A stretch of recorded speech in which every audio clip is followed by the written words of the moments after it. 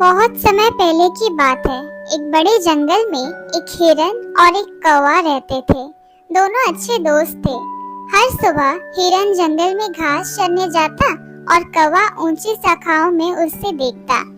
वे दोनों साथ साथ समय बिताते और एक दूसरे का ख्याल रखते। एक दिन हिरन जंगल में घूमते घूमते किसान के खेत के पास चला गया। वहां उसे हरी भरी फसल दिखी और वह लालच में पड़ गया। हिरन खेत में घुसकर खाने लगा।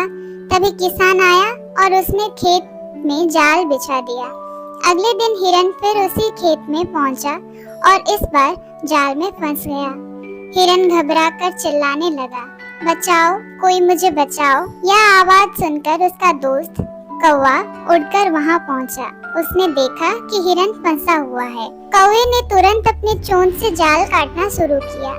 तभी वहां एक लोमड़ी आई। उसने देखा कि हिरन फंसा हुआ है और मन ही मन खुश होकर बोली, वाह, आज तो बढ़िया दावत मिलेगी। लेकिन कौवा चालाक था।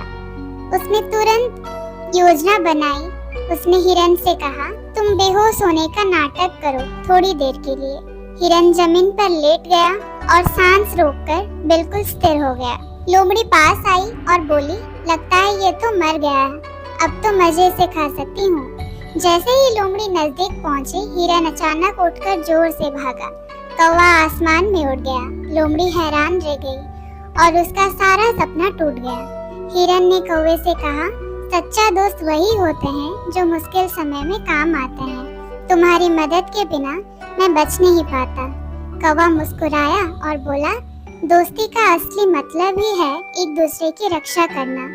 उस दिन से हिरन ने कभी लालच में आकर खेत की ओर रुख नहीं किया और दोनों दोस्त खुशी खुशी जंगल में रहने लगे।